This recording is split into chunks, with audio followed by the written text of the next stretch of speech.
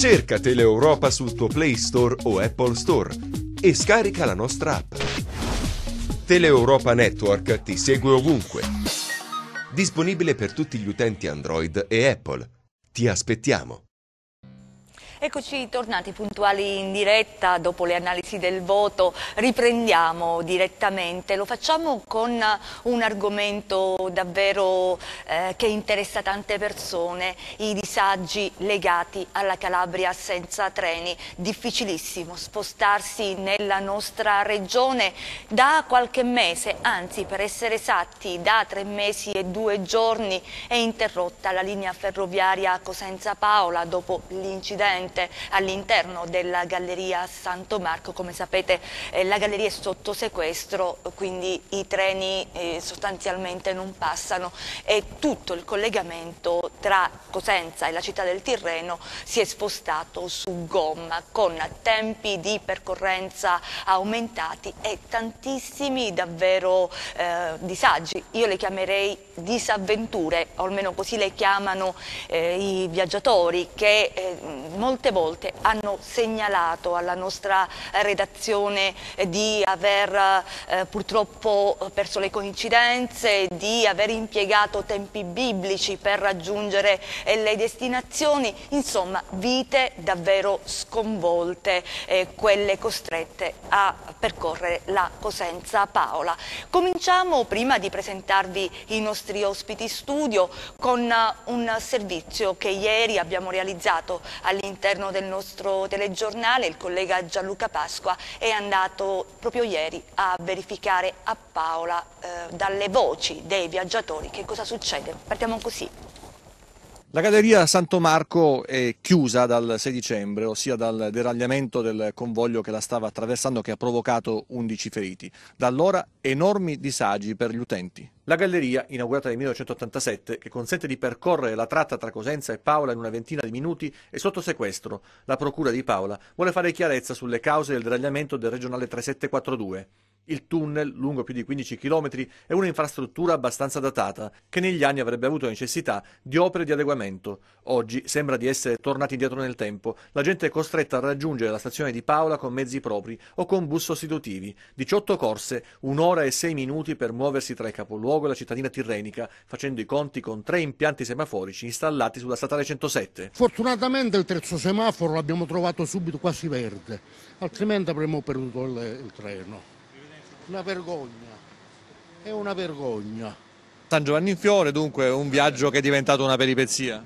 Sì, in un certo senso sì, perché ci sono vari semafori scendendo da Cosenza a Paola, per cui si perde circa un quarto d'ora, 20 minuti, beccando i segnali rossi. Lei avrebbe preso il treno a Cosenza probabilmente? Sarebbe stato molto comodo, sì, perché in 20 minuti saremmo stati qua da Paola a Cosenza, da Cosenza a Paola, e quindi avremmo risparmiato. Il pullman l'ha scartato? Sì, l'ho scartato perché comunque c'era la coincidenza e per non rischiare abbiamo preferito scendere con la macchina. Gli studenti e i lavoratori che viaggiano quotidianamente, le categorie più colpite dalla chiusura della galleria. La galleria è un casino perché c'è bisogno di aggiustarla e non si può stare così, perché comunque sono 40 minuti da Castiglione a Paola, cioè non sono, una volta con 10 minuti si arrivava. Lei viaggia spesso? Sì. Io vado a Catania adesso. Ha perso molto tempo? Abbastanza, parecchio, sì. La situazione potrebbe rivelarsi un affare per i tassisti, ma ci dicono che pochi sono disposti a sborsare decine di euro per sfruttare il servizio. L'inchiesta, che vede indagate 3 persone, prosegue e al termine delle indagini si capirà quali saranno gli interventi necessari per ripristinare la sicurezza all'interno della galleria, che probabilmente non si limiteranno al binario dove si è verificato lo svio, ma saranno più incisivi, colmando alcune lacune presenti nel tunnel. Intanto, all'interno della stazione di Paola c'è una novità. Ricordate l'ascensore perennemente guasto che costringeva i viaggiatori, anche anziani o malati, a gymkhane o sollevamento pesi? Beh, come ci aveva promesso RFI, è stato riparato e oggi funziona perfettamente. Adesso tocca agli altri lavori, magari la prossima volta troveremo anche le scale mobili. E questo è il nostro servizio di ieri. Vi presento i nostri ospiti in studio. Grazie per essere con noi a Rocco De Luca, lui fa parte del Comitato Pendolari Alto Tirreno, e grazie per aver accettato il nostro invito a Mimma Iannelli, lei è presidente di Federconsumatori Calabria. Cominciamo da lei, Rocco De Luca.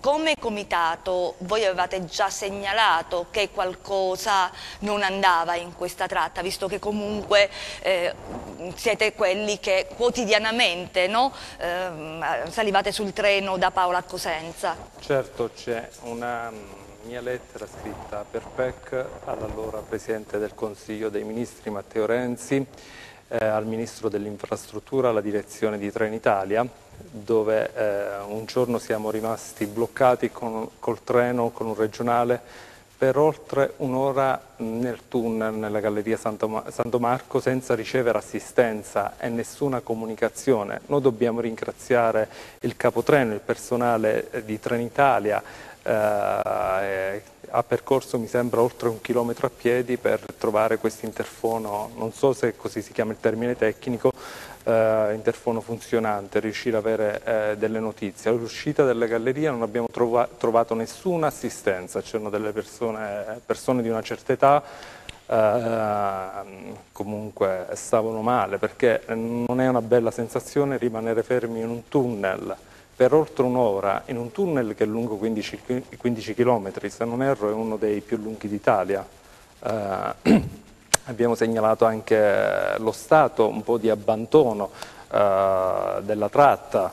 Noi abbiamo, oltre ad aver subito dal 2010 al 2015 come regione un taglio di oltre il 23% sui treni, abbiamo un abbandono, un degrado nella stazione di Vaiolise, quindi è un insieme di cose che non funziona. Ma in particolare sulla tratta Cosenza Paola, dopo le vostre segnalazioni, avete avuto delle risposte? No, su questo no, anzi c'è stata un'apertura, dobbiamo ringraziare, ecco, da questo punto di vista ringrazio l'assessore Musmanno perché ci ha convocato come comitato in Regione Calabria e quindi per degli adeguamenti agli orari ferroviari è nato un colloquio con la Regione. Quindi vanno da parte del comitato, ecco, un grazie, però lato RFI, lato Trenitalia, i servizi, i treni sono pessimi, cioè la qualità percepita è veramente pessima. Parliamo non solo di gallerie, parliamo di treni, in media, non lo dico io, non lo dice Rocco De Luca, lo dice Legambiente con un rapporto stilato nel 2015, poi nel 2016, parliamo di treni che hanno oltre 20 anni di servizio, cioè l'età media in Calabria è l'età più alta, stiamo parlando l'età media di materiale rotabile di 21 anni e un mese. Stiamo parlando treni con più di 20 anni del 46,7%. Certo, insomma, sono dati che fanno riflettere molto, no? Sono Anche dati ufficiali, non sono dati... sì, sulla sicurezza dei convogli, e poi allargheremo anche il nostro discorso a tutta la Calabria.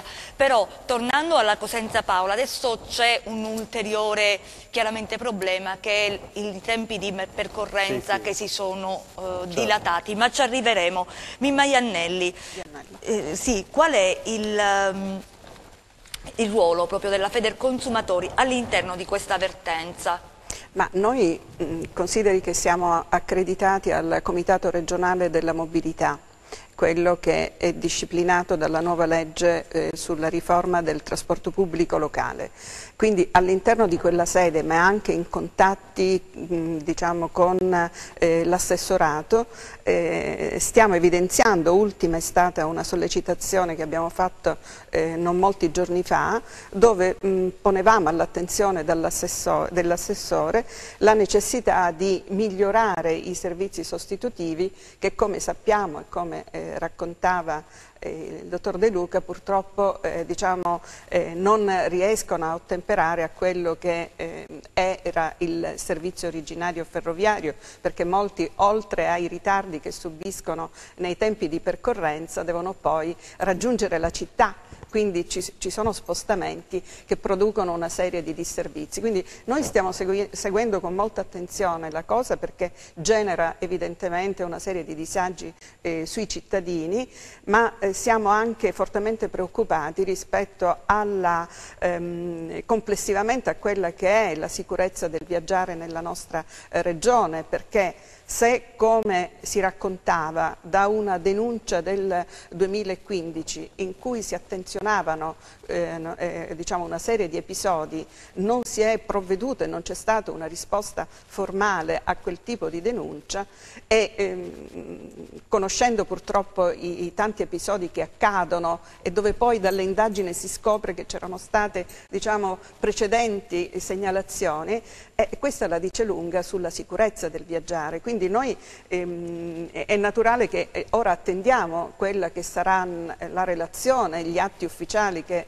renderà pubblici la Procura, per capire se effettivamente sulla Galleria Santo Marco era soltanto un problema dello svio e quindi soltanto della tenuta della traccia ferroviaria, oppure ci sono altri problemi, perché stranamente stanno venendo alla luce anche a mezzo stampa una serie di fascicoli che riguardano quella galleria, dove si racconta della mancanza dei requisiti base di sicurezza, che sono ad esempio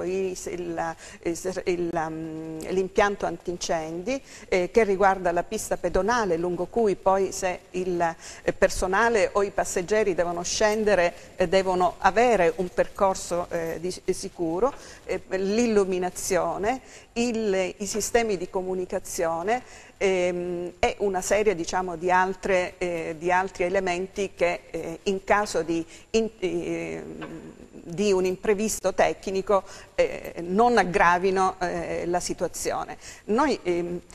C'è da dire che in effetti si è evitata una strage, perché questa poteva essere. Quindi stiamo parlando non di un caso che dovrà essere silenziato una volta che verrà dissequestrata la galleria, ma su cui si dovrà fare piena luce sulle responsabilità. È evidente che le responsabilità innanzitutto sono in capo a RFI, poi si possono chiamare Antonio, Pasquale o con un altro nome, ma sicuramente sono in capo a RFI, che ha la responsabilità di gestire la manutenzione e la sicurezza dei tracciati ferroviari. Sì, quindi la prima richiesta forte che mi pare venga fuori sia da parte dei consumatori sia dal comitato è quello della messa in sicurezza della galleria, perché solo il fato, solo insomma la provvidenza celeste, ognuno la chiama poi come vuole, ha evitato che quel 6 dicembre del 2017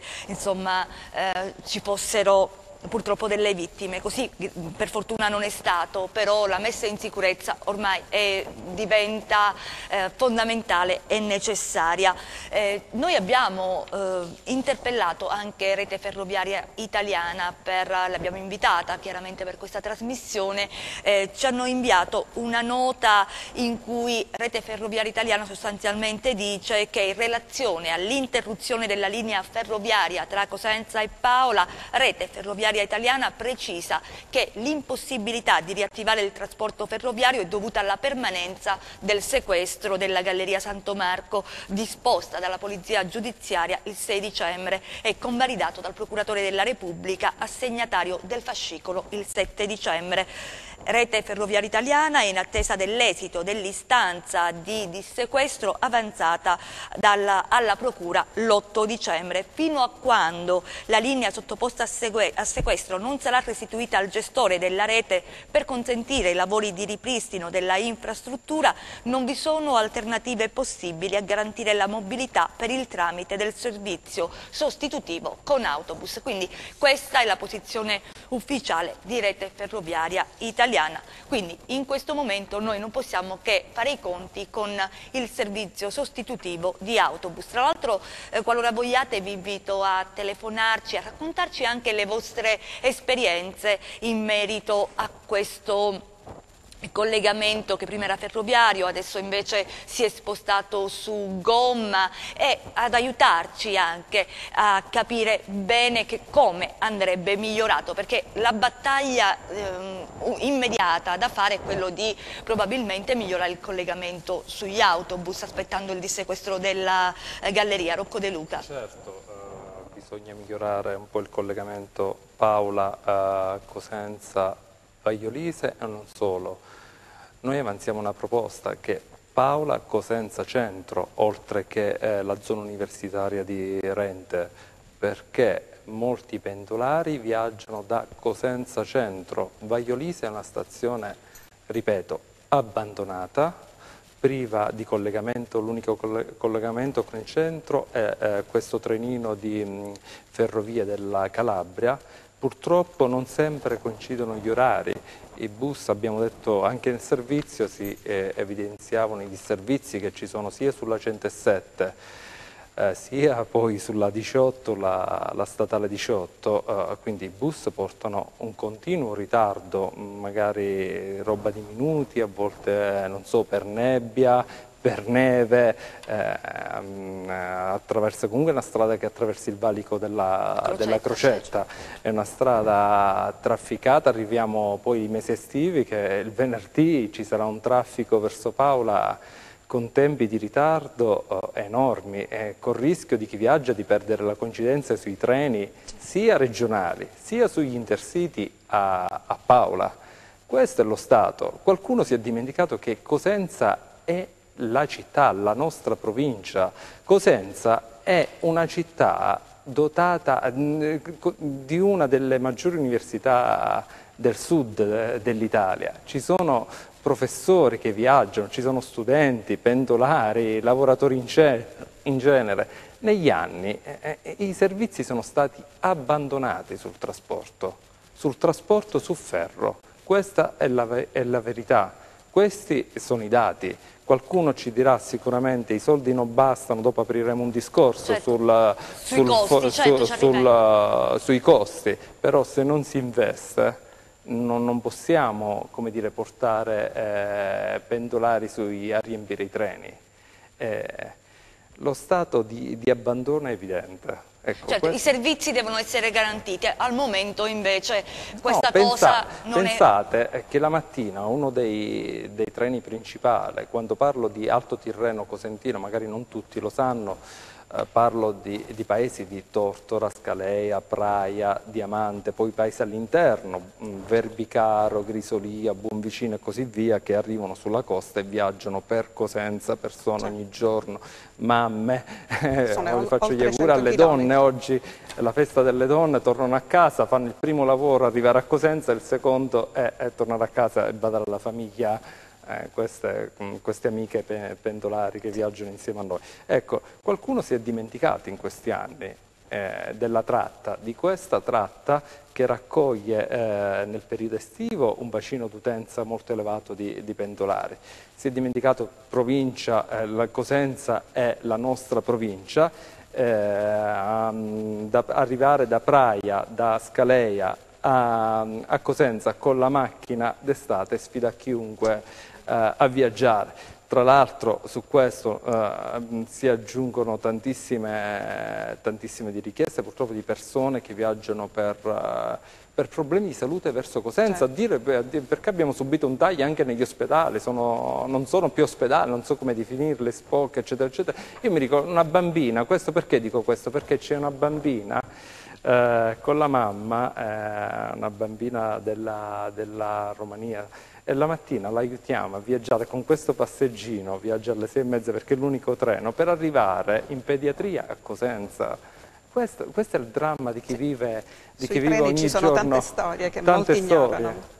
Questo è il dramma della tante nostra storie provincia. e tanti bisogni, io direi tanti diritti, no? Che sono calpestati.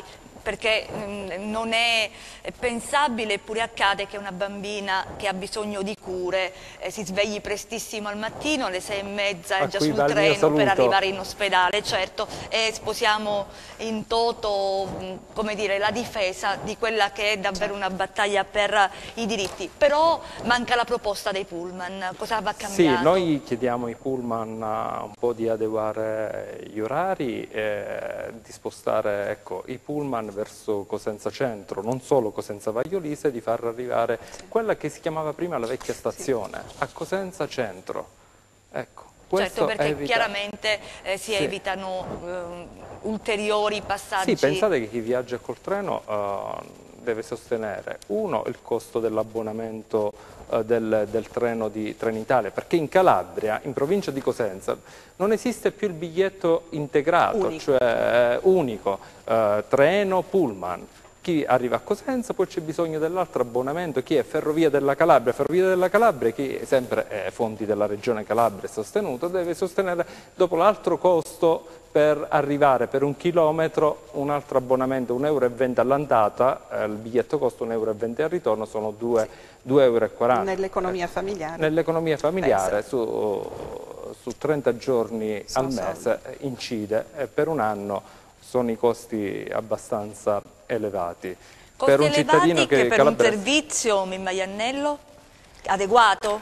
No, assolutamente, l'abbiamo visto. No? Un servizio dovrebbe predisporre, dovrebbe fissare attraverso la carta dei servizi, dovrebbe dire esattamente quali sono le modalità attraverso cui viene erogato, quindi i tempi sicuri di percorrenza, i tempi di arrivo, perché dietro il pagamento di un titolo di viaggio ci deve essere un servizio che corrisponda a determinati standard di qualità, cosa che non sempre nella nostra regione vengono rispettati, non solo per il servizio interno. Se poi parliamo dei servizi extraregionali, pensiamo agli Intercity notte che per raggiungere la punta estrema della Calabria, alla punta estrema del paese ci mettono 19 ore. Se questa è qualità, diciamo, del servizio, per non dire poi dei comfort sui treni, spesso privi di impianti di riscaldamento, privi di un'adeguata pulizia. Il problema è che Trenitalia predispone il monitoraggio della qualità dei servizi attraverso proprie agenzie che attribuiscono un determinato standard. È assurdo, come se in casa mia fossi io stessa a valutare se sono brava oppure meno. Debbono essere agenzie esterne e soprattutto anche componenti del mondo dei pendolari e delle associazioni a poter fare delle proprie valutazioni sull'effettiva qualità del trasporto. In questi 3 mesi sono arrivate molte segnalazioni da voi?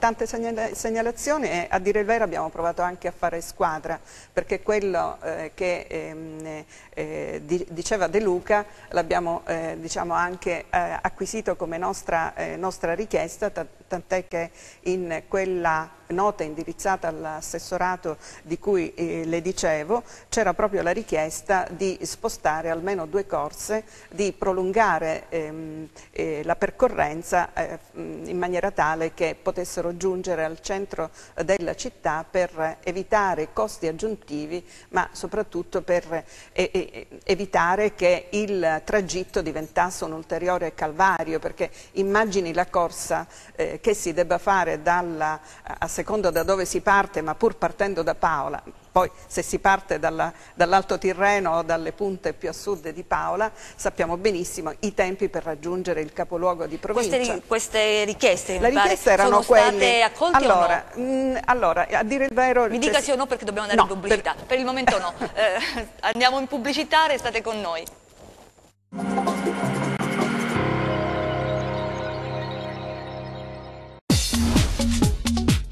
Cerca Teleeuropa sul tuo Play Store o Apple Store e scarica la nostra app. Teleeuropa Network ti segue ovunque. Disponibile per tutti gli utenti Android e Apple. Ti aspettiamo.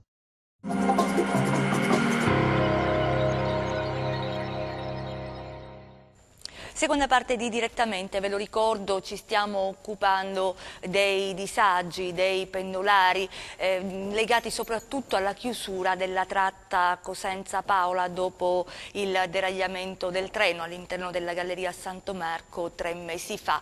C'è un servizio sostitutivo di bus, ma i nostri ospiti in studio, i pendolari, chiedono una fermata a Cosenza Centro e non a Vaiolise. Questo aiuterebbe i pendolari a snellire i tempi di percorrenza, ad avere meno difficoltà, ma è soltanto una delle richieste dei pendolari. Ve lo ricordo, in studio ne stiamo parlando con due ospiti, Rocco De Luca che è del Comitato Pendolari Alto Tirreno e Mimma Iannello della Federconsumatori Calabria. Lei è la Presidente. Nella prima parte vi abbiamo fatto sentire anche le voci della protesta e vi abbiamo anche detto e raccontato di quello che è stata prima della chiusura alla Galleria Santo Marco, di come i viaggiatori notassero delle anomalie, di come il Comitato avesse già segnalato,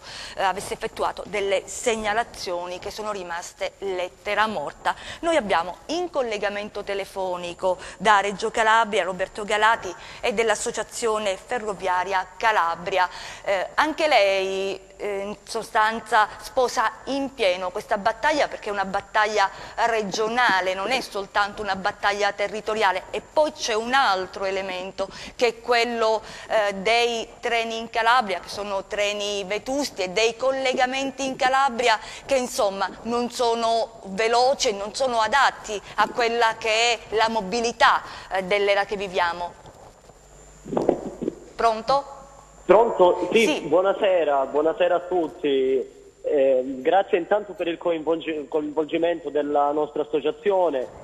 Io sì, assolutamente condivido la visione, specialmente sulla questione legata alla linea Paola-Cosenza. Tra l'altro anche noi negli anni scorsi abbiamo segnalato più volte le varie criticità che purtroppo sono all'interno della Galleria Santo Marco. Diciamo che è un problema ormai storico, che ha origine praticamente ai tempi dell'apertura della linea ferroviaria, della nuova ferrovia Paola-Cosenza nel 1987. All'interno della Galleria Santo Marco ci sono da sempre delle infiltrazioni d'acqua notevoli, e addirittura queste stesse infiltrazioni hanno causato anche delle vittime durante la costruzione di questa galleria, che voglio ricordare è durata quasi 30 anni, un progetto risalente alla fine degli anni 50 addirittura. E purtroppo sono proprio queste infiltrazioni d'acqua che hanno causato molto probabilmente la rottura della rotaia, a causa di diciamo un'unione dell'acqua di fatto che bagna le rotaie con delle correnti che diciamo vengono scaricate dai treni, che sono appunto elettrici. Questo ha provocato la corrosione di fatto della rotaia e quindi la rottura. Questa è una cosa molto molto grave comunque, perché è chiaro che RFI doveva già essere a conoscenza di questa problematica e quindi magari avrebbe dovuto istituire dei rallentamenti o comunque effettuare un monitoraggio molto più approfondito costantemente all'interno della galleria. Noi, certo. Noi per quanto riguarda l'attuale situazione, che voglio ricordare è nelle mani completamente della magistratura, quindi temo sia difficile diciamo pensare a dei tempi certi, perché saranno loro comunque a dover comunicarli. Per quanto riguarda, per quanto riguarda il sì, servizio sostitutivo dei bus, sì, da studio è stata avanzata questa proposta intanto di aggiungere un'ulteriore fermata, l'ultima Cosenza Centro, perché è più facile poi spostarsi in centro città rispetto a Vaiolise, che è periferia. Condivide? Sì. Sicuramente è un'ottima proposta.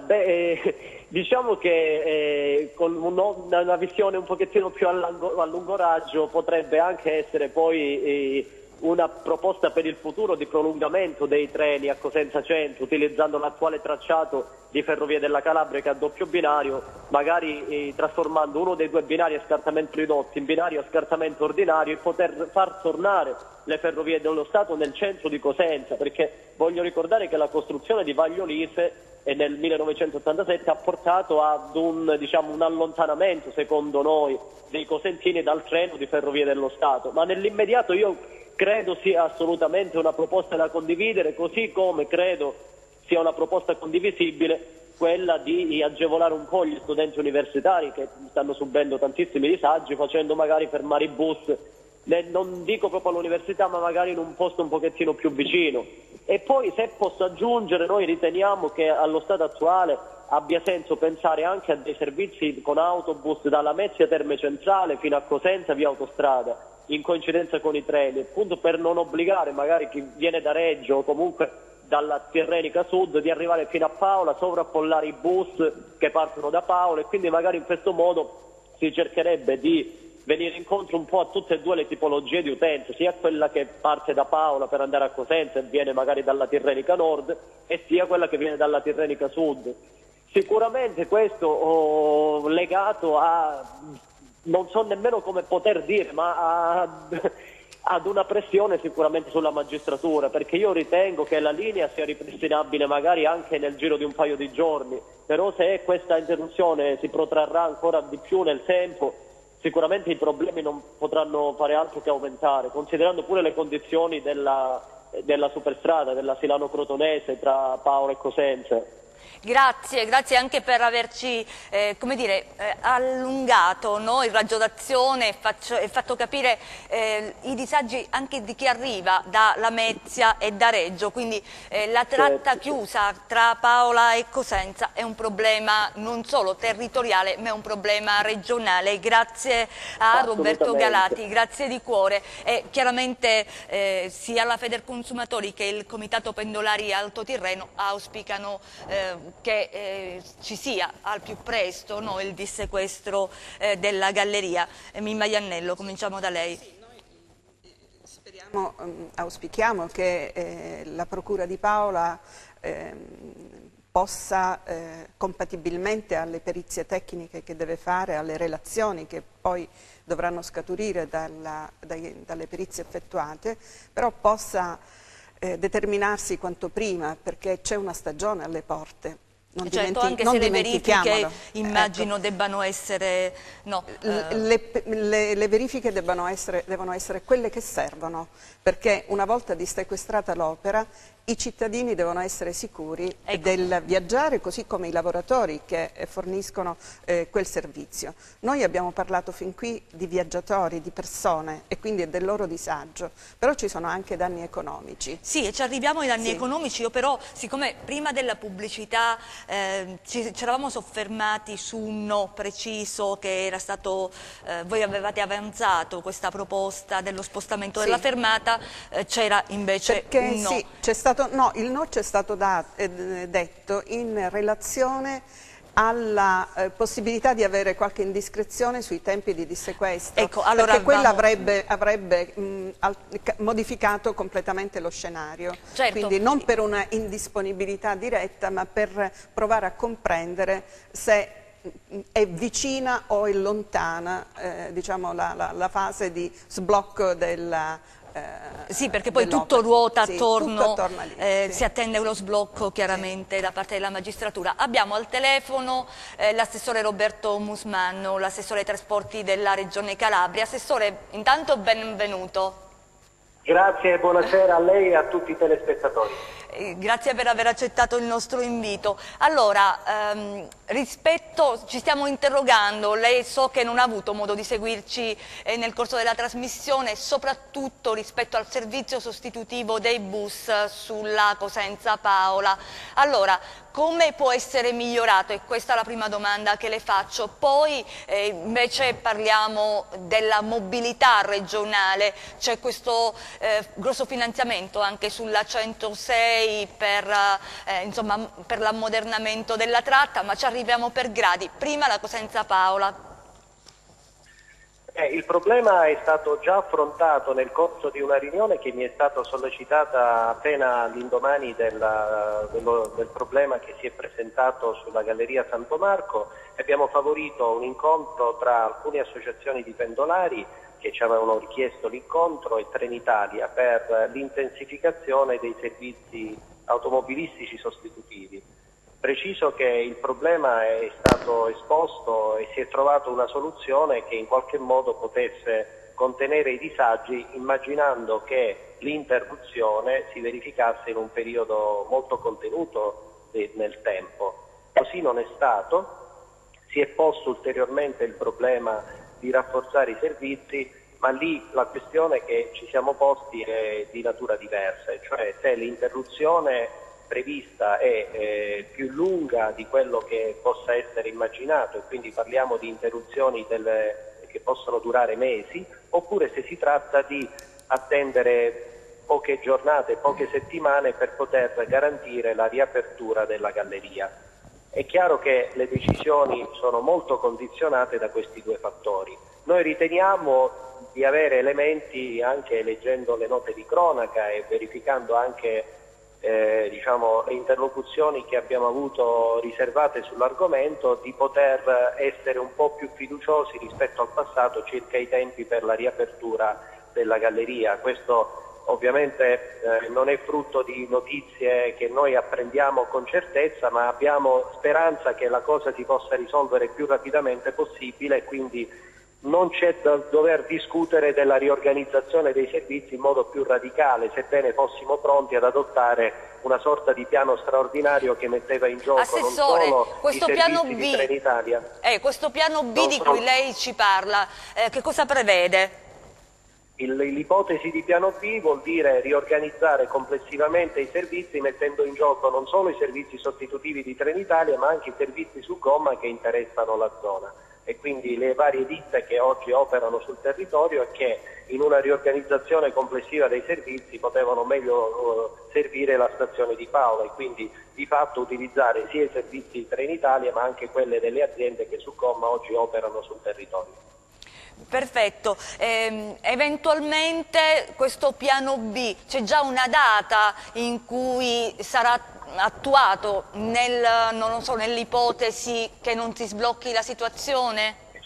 Allora, il problema lo avevamo affrontato esattamente in questi termini. L'elaborazione del piano B è in una fase in cui ci siamo sostanzialmente fermati in attesa di avere informazioni che confermano che la situazione sulla galleria, leggendo anche i giornali, siano informazioni che riteniamo attendibili e che quindi possono produrre lo sblocco immediato. Se questo non dovesse essere, nel giro di un mese siamo nelle condizioni di adottare un piano B straordinario che richiede la modifica di servizi e quindi anche la riorganizzazione complessiva nel territorio di una serie di linee, che ovviamente non è un'operazione che si effettua banalmente, anche in termini economici, quindi c'è un investimento che deve essere programmato. Possiamo sapere anche... Ovviamente noi speriamo, dottoressa, ovviamente di non arrivarci, di arrivare cioè a un punto in cui i servizi sulla galleria possono essere ripresi in sicurezza il più rapidamente possibile. Certo, è dell'auspicio che tutti, insomma, speriamo che sia così, speriamo che questo avvenga. Le volevo chiedere quanto Potrebbe costa... essere più di un auspicio. Speriamo. Allora, le volevo chiedere il piano B, quanto costa, e poi l'ultima domanda sulla linea ionica. Insomma, l'ammodernamento in quanto tempo è previsto, quali disagi per gli utenti di quella zona? La linea ionica è una linea di oltre 350 km, sono previsti negli anni interruzioni su varie tratte, quindi sostanzialmente si opera a fasce, quindi il disagio sarà distribuito geograficamente. Il completamento è previsto nel 2021, per come è previsto nel protocollo d'intesa, non riguarda sostanzialmente e solo la sostituzione dell'armamento, riguarda anche la riqualificazione di stazioni ferroviarie e anche in particolare la rimozione di passaggi a livello. Venerdì abbiamo un ulteriore incontro in regione con la divisione di RFI che si occupa dell'eliminazione dei passaggi a livello, con i comuni, e quindi è una iniziativa che portiamo di concerto con i comuni per fare il punto della situazione su tutti gli interventi previsti. Ricordiamo che noi proveremo a sostituire 77 passaggi a livello, iniziamo da quelli di Sibari, quindi ci sono già i progetti esecutivi per Sibari, proseguiremo con quelli di Serria Marina, Mandatoriccio e poi a seguire Roseto, Trebisacce e via discorrendo su tutta la linea ionica. Bene, grazie, speriamo che questa rivoluzione, una volta compiuta, aiuti davvero la Calabria a comunicare più velocemente, perché insomma al momento è una Calabria che fatica a spostarsi da una zona all'altra. Grazie Assessore Musmanno per essere stato con noi. Mimma Iannello, ricomincio da lei perché parlavamo dei danni economici veri e propri, no? Che i disagi provocano. Quali sono i danni economici alle persone e alle aziende, si diceva? Sì, sono danni economici perché molte persone, come si può immaginare, hanno scelto di viaggiare in macchina per necessità di lavoro, hanno dovuto, diciamo, rinunciare quindi al trasporto pubblico e ricorrere al mezzo privato. Come sappiamo, il mezzo privato ha dei costi aggiuntivi, quindi c'è sicuramente una penalizzazione per le famiglie che devono sopportare quotidianamente dei costi imprevisti. E non a caso noi, sia per quanto riguarda, diciamo, per tutta una serie di danni e in relazione a quelli che saranno gli sviluppi delle indagini, noi valuteremo se ci sono le condizioni per costituirci parte civile. Ancor di più alla luce di quello che sta avvenendo fuori, cioè di un'azienda informata della pericolosità della struttura, ma che però evidentemente non ha provveduto a evitare che accadesse il danno, per fortuna limitato, ma comunque un danno è stato causato. Ci sono danni quindi alle persone, alle famiglie, agli studenti, ai viaggiatori, a quelli che si spostano per motivi di salute, come ci raccontava Rocco. Poi ci sono anche danni di natura economica. Sulla Cosenza Paola, forse molti non sanno, ma c'è anche un traffico merci che collega il porto di Gioia Tauro alla costa adriatica. Ci fermiamo perché abbiamo una telefonata, sentiamo chi abbiamo in linea, poi approfondiremo il traffico merci. Pronto? Sì, buonasera. Buonasera a lei, da dove ci chiama? Da Cosenza, mi chiamo Anna. Sì, lei è una pendolare, immagino. Sì, abbastanza. Ci racconti questa sua io vorrei disavventura? chiedere alla signora Iannello, che comunque penso dovrebbe tutelare la sicurezza dei cittadini, vorrei sapere se lei è a favore che si apra la galleria in queste condizioni, mettendo comunque a forte rischio viaggiatori, macchinisti, capotreni. Allora, mi sembra di averlo detto, assolutamente. Il dissequestro deve avvenire. È dotata di illuminazione, di antincendio, di nulla. Penso che la galleria andrebbe fatta comunque da capo a piedi nuova. Sì. Allora, chi se la prende la responsabilità se succede la qualcosa? domanda, Anna, è la domanda che ci siamo fatti e che la dottoressa Iannello diceva prima. Riapertura in totale sicurezza. Assolutamente. Non c'è nessuna emergenza, nonostante il disagio dei cittadini, che giustifica la sicurezza, la loro sicurezza e anche la sicurezza di chi lavora. Quindi per questo diciamo che la magistratura non deve essere tirata dalla giacca perché faccia prima, deve poter lavorare nei tempi necessari perché si faccia chiarezza sulla condizione della galleria, perché deve essere fatta di sana pianta. Vabbè, questo lo dirà la magistratura, questo lo diranno le perizie tecniche. Io non siamo tecnici per comprendere se è una galleria su cui servono degli interventi oppure no. Questo, però. Sicuramente c'è da preoccuparsi rispetto alle cose che stanno venendo fuori, però non siamo tecnici per poter dire se è una struttura che può essere recuperata con tutti i lavori di messa in sicurezza necessari oppure abbandonata. Cioè, penso che dobbiamo evitare di lanciare allarmismi che non aiutano. Perché oggi non c'è nessuna perizia tecnica giurata ufficiale. Grazie a lei. Grazie per averci telefonato.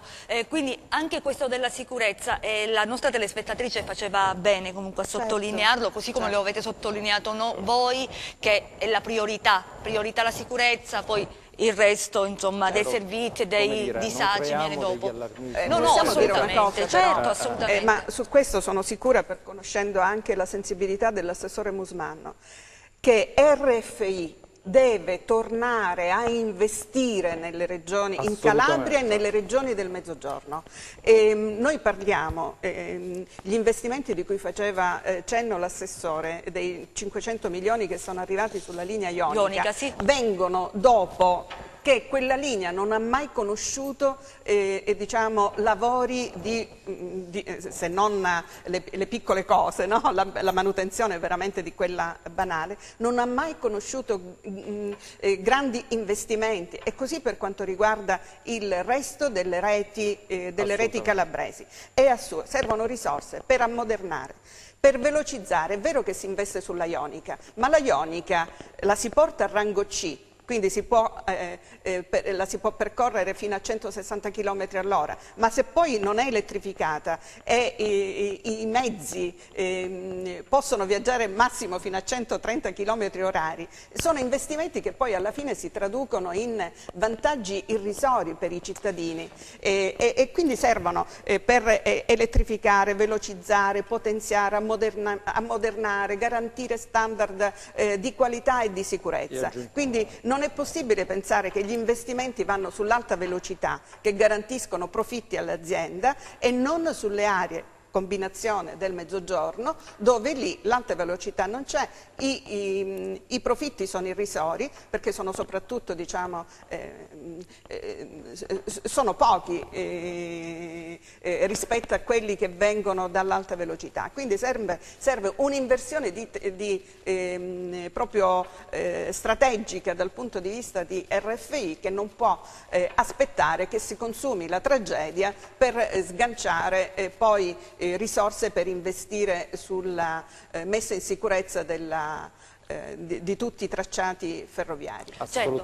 Assolutamente d'accordo, anche se vorrei ricordare che in questi ultimi anni c'è stato da parte del Ministero alle Infrastrutture un investimento pari a circa 1 miliardo e 300 milioni di euro sui treni, sul materiale rotabile regionale. Questo lo ringrazio come comitato, non come dire, per tirare la giacca, il ministro Del Rio. Certo, ci sono questo investimento sulla ionica, però poi ritorniamo, servono i soldi per l'esercizio. Certo. Perché oggi abbiamo anche per mantenere i treni, cioè l'esercizio, per erogare il servizio. Oggi siamo con un fondo di 235 milioni di euro sul trasporto regionale. Noi dobbiamo coprire... E di soldi però, e dei soldi che ci sono, e di quanto costa il servizio in Calabria, ne parliamo subito dopo la pubblicità. Restate con noi.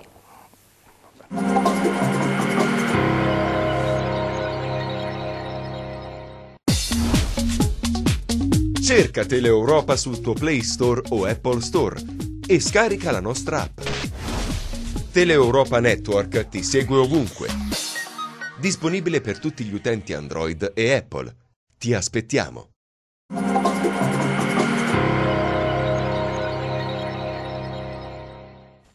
Terza e ultima parte di Direttamente, ve lo ricordo ancora, ci stiamo occupando del trasporto ferroviario in Calabria, una vera e propria disavventura, in particolare il riferimento è alla tratta Cosenza-Paola chiusa dopo l'incidente di dicembre, con un servizio di bus sostitutivo che non risponde proprio alle esigenze dei pendolari. Sono tantissimi i disagi, ne stiamo parlando in studio, ve lo ricordo ancora, con Rocco De Luca, che è del Comitato Pendolari Alto Tirreno, e Mimma Iannello della Federconsumatori Calabria. Abbiamo sentito anche la voce di altre associazioni, Roberto Galati dell'Associazione Ferroviaria Calabria. Abbiamo anche avuto modo di parlare con l'assessore regionale al trasporto Roberto Musmanno, che ci ha detto la Regione comunque è pronta ad un piano B che in qualche modo tende ad alleviare i disagi dei viaggiatori. Abbiamo in collegamento telefonico Giuseppe Imbalzano, lui è dell'Associazione Pendolari Reggini. Intanto benvenuto. Poi le voglio chiedere questo: la percorrenza da Reggio a Cosenza. Insomma, è una vera e propria anche questa, insomma, un viaggio, una disavventura. Potrebbero essere i tempi tagliati e come? Intanto buonasera e grazie per l'invito. Sì, effettivamente arrivare da Reggio a Cosenza è diventata una vera e propria gincana e ce lo testimoniano anche i tanti associati che sono studenti dell'Unical, e quindi si è passati da 2 ore e 20 circa di tempo di percorrenza con soltanto il treno a abbondanti 3 ore. Quindi il disagio c'è e si sente soprattutto nei giorni in cui comunque di rientro, negli orari particolarmente affollati di pendolari, dove comunque molte persone sono costrette a viaggiare in piedi in caso di mancanza di autobus di rinforzo. Ricordiamo comunque ci sono 34.000 studenti all'Unical e immagino buona parte siano di provenienza reggina o comunque della messinese, quindi il treno è un mezzo fondamentale per poter raggiungere comunque questi territori che senza il treno diventano veramente distanti. Già lo sono fisicamente, ma senza il treno i disagi aumentano veramente in maniera allucinante. Certo, ci sono tante associazioni, voi vi siete messi insieme, no? Le associazioni sono nate proprio per chiedere servizi più veloci, servizi migliori, ma queste vostre richieste, questo vostro parlare, interloquire, anche disegnare strategie di lotta, cosa ha portato? Quali risultati finora? Guardi, come associazione e come rete ferrovia ionica e bene comune abbiamo iniziato un'interlocuzione ormai da 3 anni. Personalmente come presidente di Associazione Pendolari Reggini, ma come associazione in generale stiamo interloquendo sia con Trenitalia, con RFI, con la Regione per cercare di migliorare il servizio ferroviario nelle nostre zone di competenza. Stiamo svolgendo anche un'opera, diciamo così, di aiuto all'informazione all'utenza, perché molto spesso ci sono dei concetti che non è facile trasmettere oppure vengono trasmessi in maniera molto tecnica, ed è il nostro compito aiutare i pendolari a cercare di muoversi. Noi lo facciamo nel nostro piccolo, magari colmando quelle lacune che magari Trenitalia ha nel suo modo di comunicare, perché la cosa più importante secondo me è quella di appunto di essere vicini ai pendolari, di aiutarli ogni giorno, e questo è quello che facciamo. Cerchiamo di svolgere una funzione di raccordo tra le varie realtà. Certo, quindi servizi concreti. L'ultima domanda che le volevo fare è questo: sì. Il costo del servizio è adeguato poi al servizio reso? Guardi, questa è una domanda da 1 milione di euro, nel senso che dipende dai punti di vista, ecco, perché se ci mettiamo nei panni dell'azienda si dirà sempre no, il costo comunque noi ci andiamo in perdita, anche se poi non è così comunque con il regolamento 1370 del 2007. Invece dal punto di vista dell'utente viviamo in una delle zone più depresse d'Europa, quindi diciamo che effettivamente quello che si paga per il servizio che riceviamo attualmente non è sicuramente in linea, c'è da fare moltissimo sicuramente.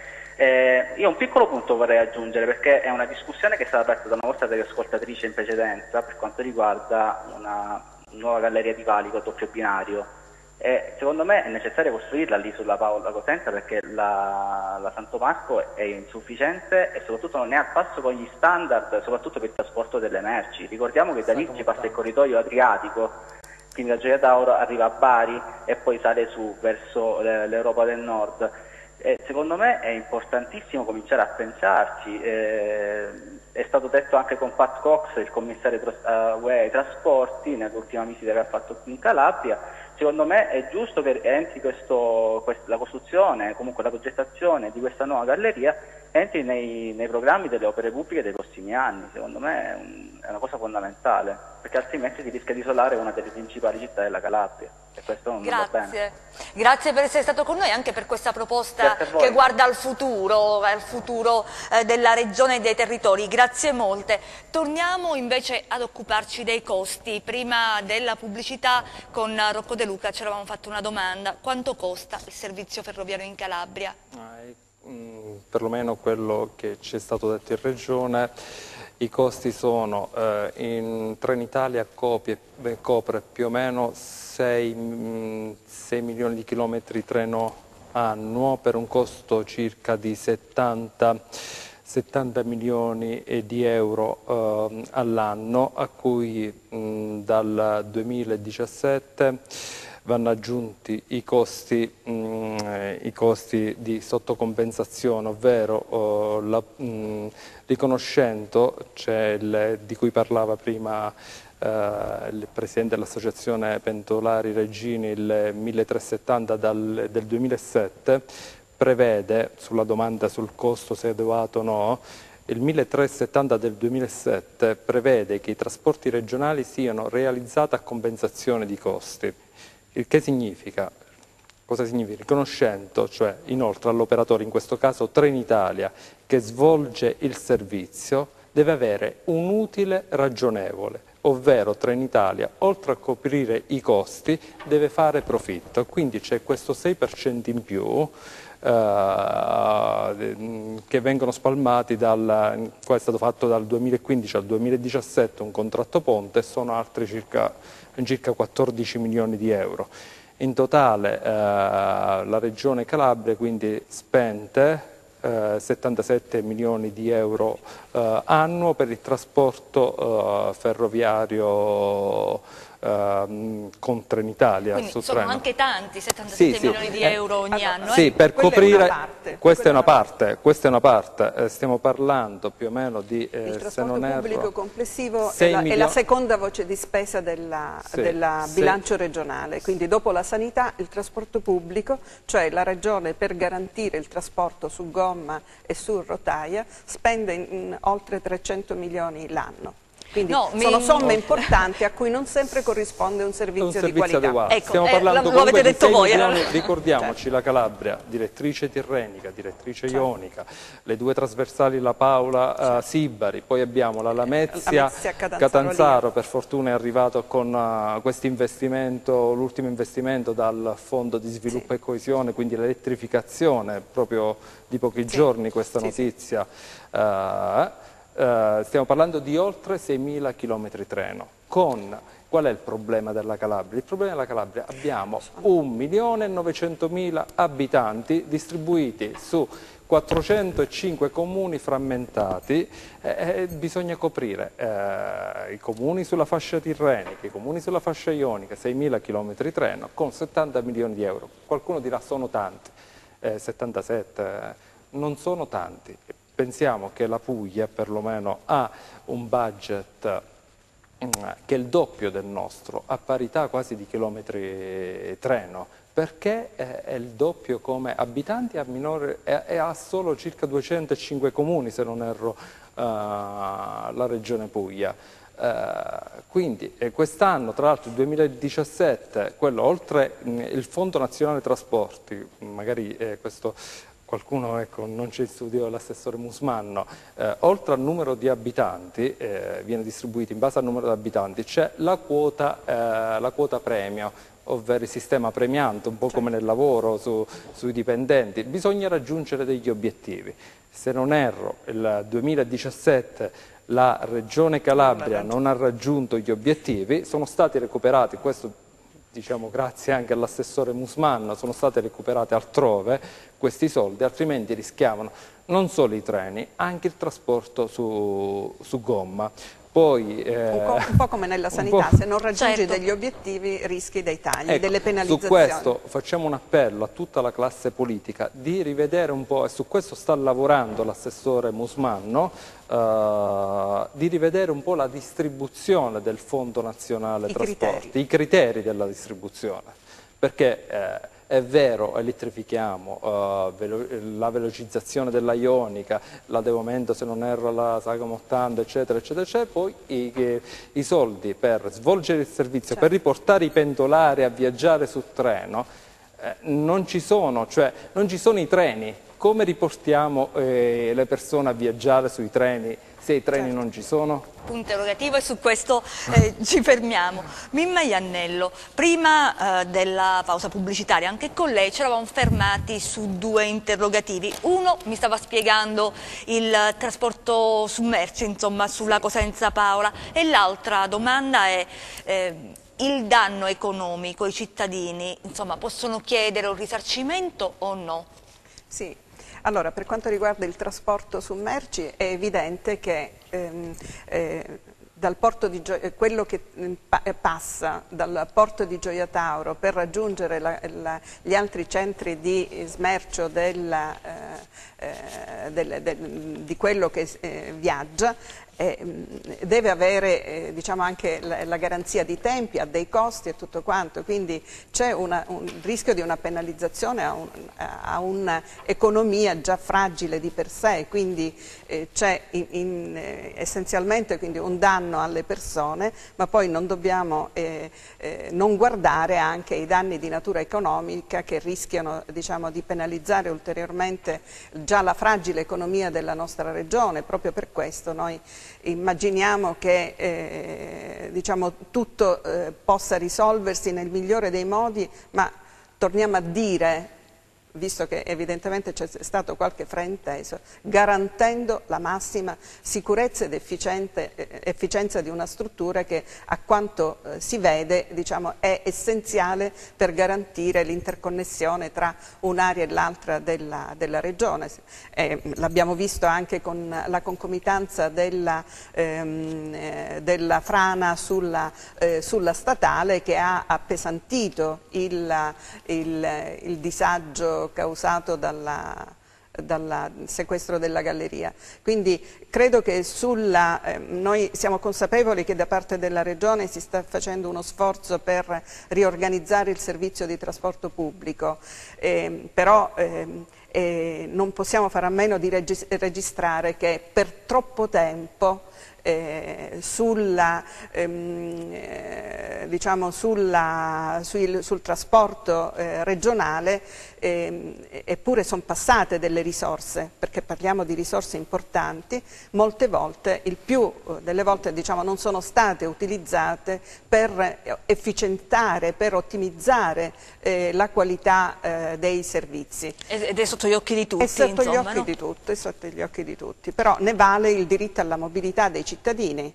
Già è difficile muoversi per problemi naturali, la Calabria è complicata geograficamente. Se a questo noi sommiamo le difficoltà di natura della qualità del servizio, è evidente che aggiungiamo una complicazione sull'altra, e sicuramente la nostra regione non ha bisogno di complicazioni perché ne ha già tante di sue, quindi bisogna assolutamente affrontare il tema del trasporto pubblico nella complessità degli effetti che produce sull'economia, sulle famiglie, su un insieme, diciamo, di aspetti che vanno affrontati nella loro globalità per migliorare un servizio che per troppo tempo è stato bistrattato. Assolutamente sì, anche perché senza collegamenti non ci potrebbe essere lo studio di tanti ragazzi, certo, non ci potrebbe essere l'economia, no, che cresce, sì, quindi è fondamentale, veramente. Le vie uniscono persone, storie, vite, certo, economie, quindi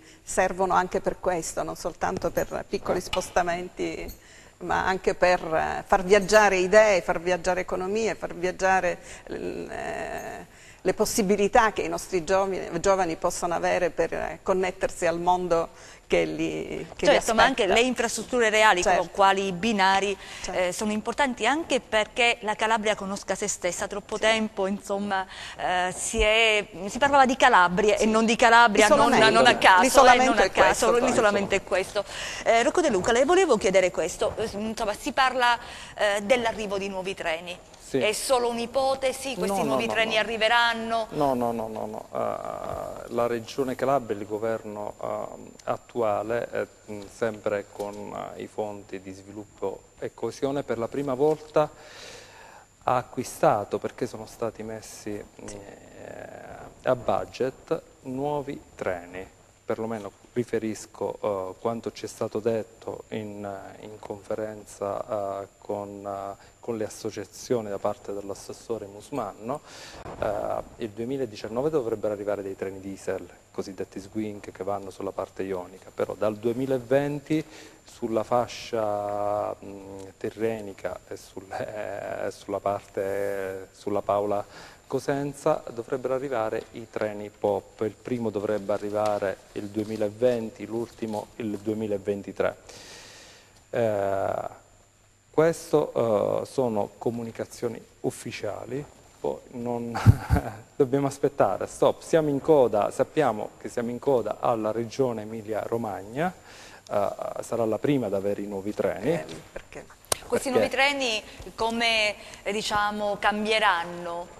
Assolutamente, dal punto di vista della sicurezza, non solo sicurezza fisica lato treno, ma anche una sicurezza fisica, intendo infrastruttura, materiale, ma anche sicurezza a bordo per chi viaggia, perché sono un po' come... Ma anche dei tempi, perché molti treni vengono soppressi perché dei locomotori vanno in avaria, già partendo dal deposito, 10 metri dopo dall'uscita del deposito si blocca il treno. D'estate troviamo treni perché partono da Cosenza, ritardo 50 minuti perché l'aria condizionata non parte, il treno è caldo, la temperatura è alta del treno perché sta sotto il sole. D'estate raggiungiamo i 30 gradi, all'interno sono forse 45-50.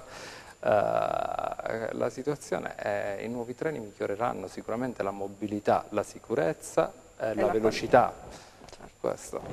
Purtroppo non sono molti, però è la prima volta che la Regione Calabria si parla di un ricambio al 75% alla Quindi fine sono del tanti, parco. le nostre abitudini cambieranno e proprio la qualità però del trasporto. Sono a venire. Ci dice perché ci sono delle commesse che dovranno mettersi in fila ai vari ordinativi. Prima l'ingegnere dava delle date precise, 2019, sono quelli che sembravano a portata di mano, diciamo. Sono quelli sulla carta, ma non, hanno dei tempi tecnici perché un ordine prevede che venga espedito non solo, non è che un treno si acquista come una macchina, no, su prenotazione, sono su commesse. E diciamo dai progetti, perché sono legati progetti, speranze. Mentre arrivano i treni, diciamo che va garantito il servizio, sia dal punto di vista delle infrastrutture che dal punto di vista dei mezzi. Devono essere garantiti i diritti di chi viaggia, poi i diritti soggettivi di chi viaggia. Assolutamente sì, abbiamo una telefonata, sentiamo chi abbiamo in linea. Pronto? Pronto? Sì, pronto. Sì, buonasera e benvenuto. Da dove ci chiama? Chiamo da Cosenza. Sì, ci dica. Allora, io vorrei chiedere una cosa. Buonasera e buonasera a voi. Vorrei chiedere una cosa. Come si inquadra, anche se sembra marginale, ma non del tutto, come si inquadra l'abbandono completo, anzi il disarmo della stazione di Cosenza, con i progetti futuri di potenziamento della linea Paola-Sibari, quindi addirittura si parla anche di raddoppio della galleria, però nel contempo la stazione di Cosenza la stanno smantellando completamente, nel senso che lo scalo merci è stato messo fuori uso, diciamo. Addirittura è stato messo il cemento sul primo binario, non so per quale motivo.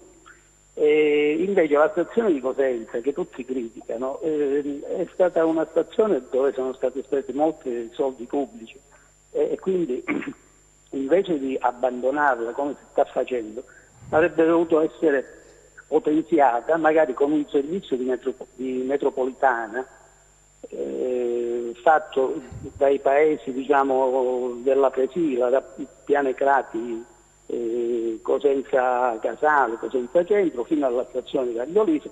Quella sarebbe stata la vera metropolitana di Cosenza, che addirittura poteva proseguire sulla vecchia linea fino a Santo Stefano di Veglie. Questa sarebbe stata la vera metropolitana, dove si sarebbero spesi indubbiamente meno denari, meno soldi di quelli stanziati per la famosa metropolitana che ci priverà del Viale Parco, che io penso sia un'opera strategica per la città. Ecco, ritornando al dunque, quindi come mai, malgrado questi piani di ristrutturazione, di potenziamento della ferrovia Paola-Sibari, che è un atto strategico, la stazione di Cosenza sta per essere, è in via di smantellamento. Questo volevo chiedere. Grazie per la domanda. Allora, siamo velocissimamente. Chi vuole rispondere? Sì, no, credo che il signore ponesse un fatto importante, diciamo una questione importante, perché c'è un'infrastruttura che ha impegnato delle somme imponenti, ma che evidentemente era stata disegnata in una fase di espansione, di decentramento forse di servizi che poi non hanno corrisposto a quelle che sono poi le dinamiche economiche dell'area Cosenza-Rende, il centro universitario, l'ospedale, e mancando i servizi di supporto la stazione rischia di essere un corpo estraneo. Quindi se non ci sono i collegamenti